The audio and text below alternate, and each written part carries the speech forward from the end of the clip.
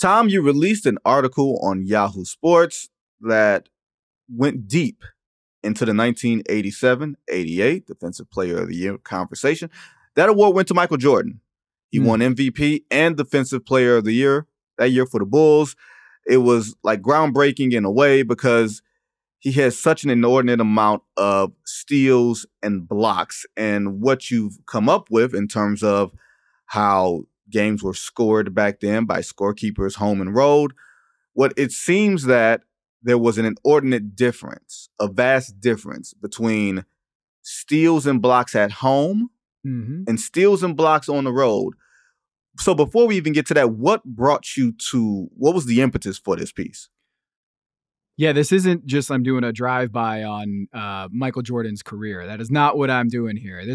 I was fascinated by the Jaren Jackson story last year. Do you remember that Jaren Jackson story that came up? Man, it was gone before it even arrived. Was a Reddit poster was accusing Jaren Jackson Jr. of being the beneficiary of home-cooked stats.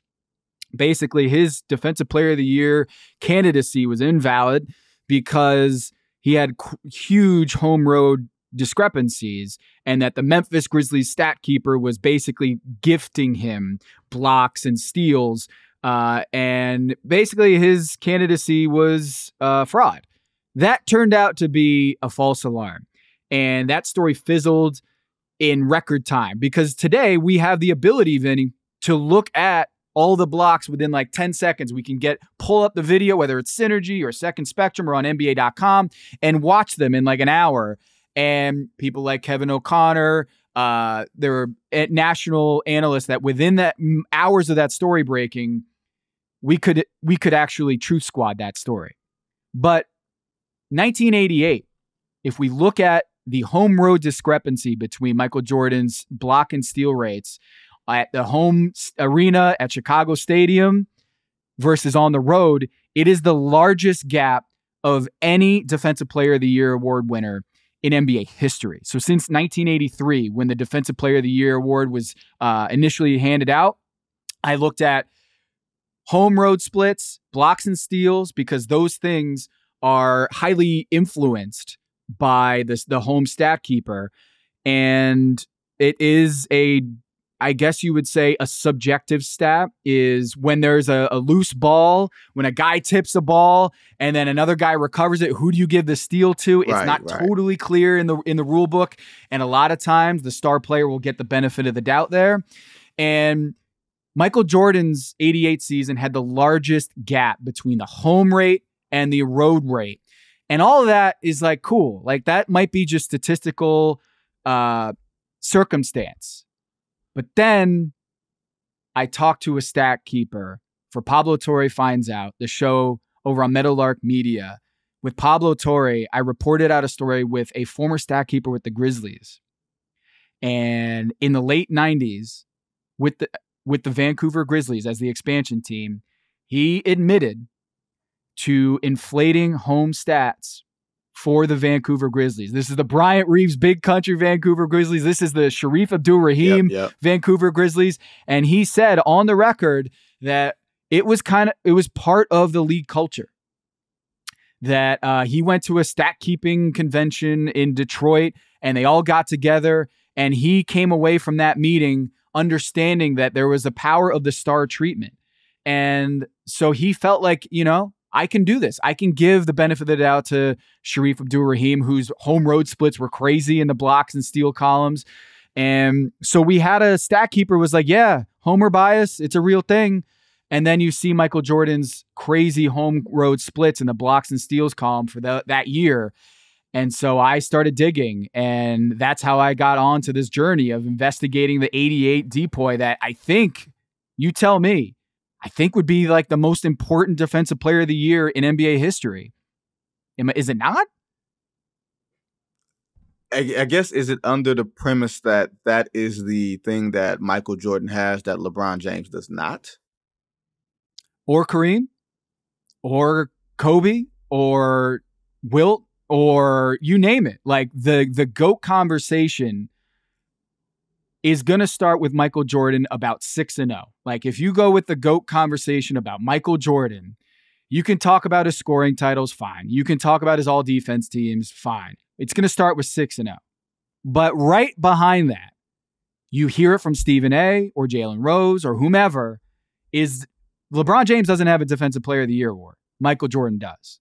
And so when we look at it through the prism of the differentiator in the GOAT conversation, or just in the ad nauseum, breathless debate about who's the greatest of all time, in that conversation is that 88 Defensive Player of the Year. And so that's why I think it is a huge award given out to Michael Jordan.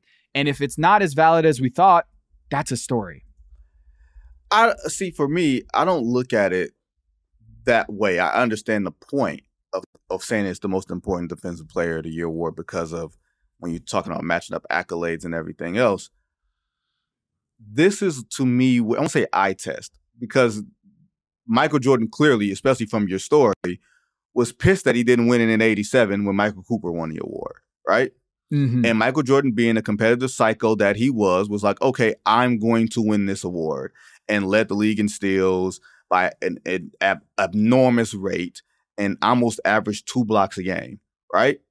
Which is really wild for a guard. Like 1.6 blocks per game for a guard. Yeah, crazy. They're 2 blocks. And this is after a year where he averaged nearly 3 steals and averaged a block and a half, right? And didn't win Defensive Player of the Year. So much of this is want to.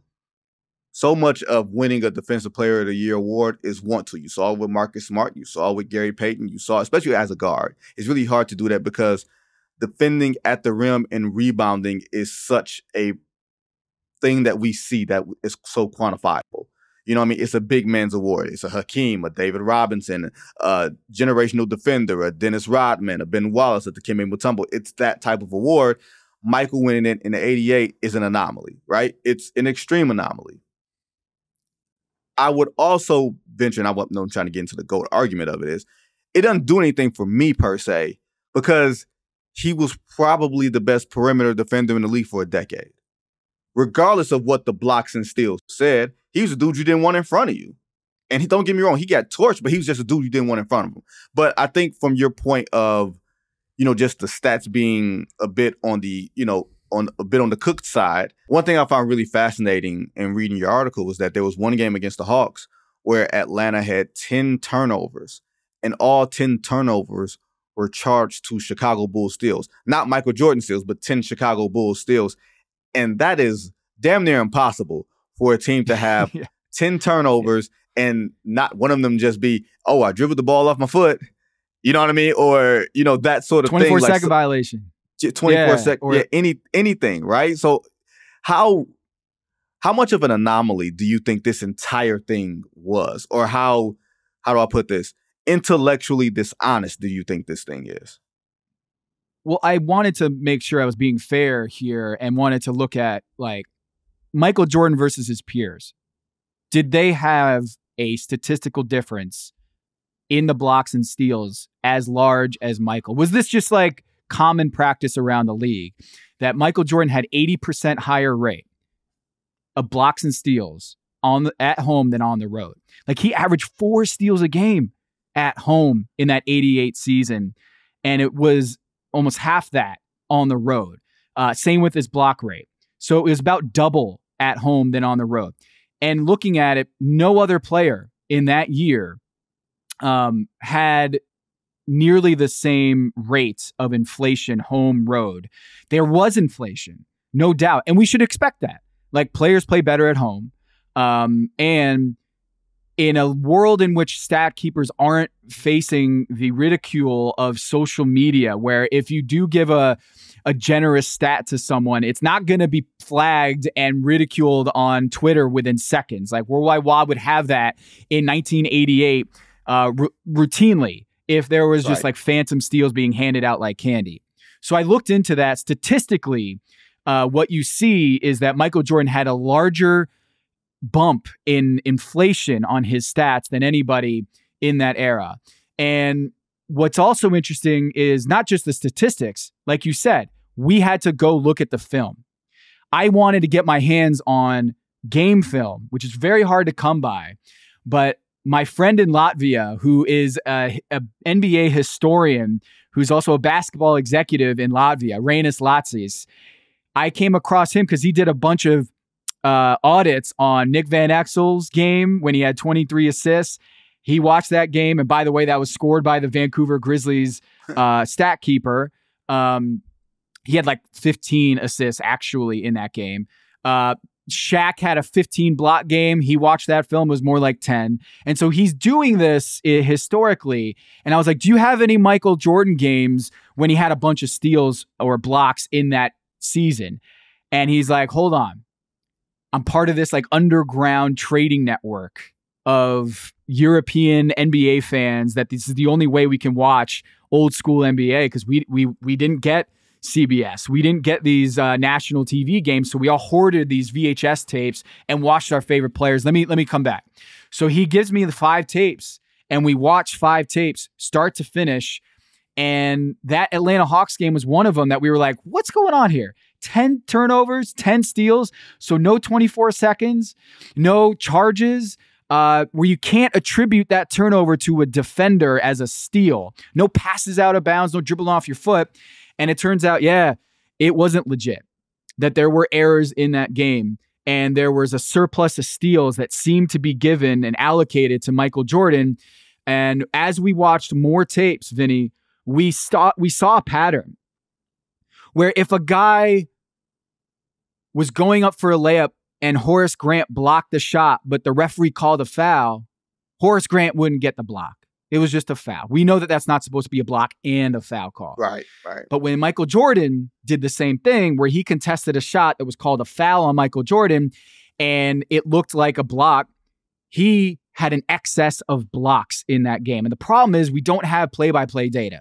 So we can't be like, oh, on that play at 1:54 in the second quarter, when Michael Jordan was called for a foul, was he also called for a block? What we can say is that the box score, we could watch the game and be like, oh, here's how many blocks we saw, and here's how many blocks were actually in the box score.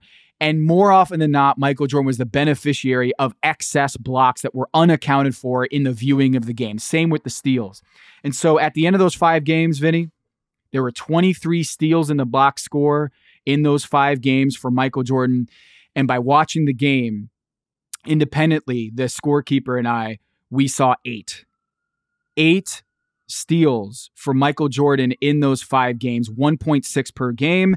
And that is 15 fewer than the box score said he had. And so the pattern we saw was when you go back and watch, Vinny, you would see when Michael Jordan batted the ball away from Joe Dumars and it went out of bounds and the Pistons got the ball back, that would be an instance that Michael Jordan may possibly have gotten a steal, when a deflection was considered a steal, or when, hey, Kevin Willis is laying out Michael Jordan on a screen. Kevin Willis gets called for an offensive foul on the screen, moving screen. Michael Jordan might be given a steal in that case, even though that's not by the rule a steal. These are moments in the game where we're like, man, did they really give Michael a steal on that play? Because you can't find it anywhere else. By the book, there were 8 steals, and yet he had 23 steals in those 5 games. So it wasn't enough for me to just go by the stats and be like, yeah, he had the largest inflation of home road for any dpoy winner in NBA history. I had to watch the film. And in the 5 games that I watched, it was pretty clear to me that something was going on. Well, you can't quite do that now because we got DraftKings and all these other different things. And we got people who are under indictment for, issues like this. And that's why guys are banned. Not saying that there's anything nefarious to that point happening back then. I'm just saying this is the reason why stats have to be looked at with a lot more scrutiny now. And I just think in time, everything improves. There's a lot more of a close eye being looked at. You can you can go back and look at Russell's rebounds and Chamberlain's rebounds. I'm not saying that Chamberlain's 100 points wasn't 100 points. I'm just saying I'm definitely saying that John Stockton got probably 1,000 more assists than he should have, though. That is Tom Haberstroh, ladies and gentlemen. Go read that article right here on Yahoo Sports. Appreciate your time. You got it, Vinny.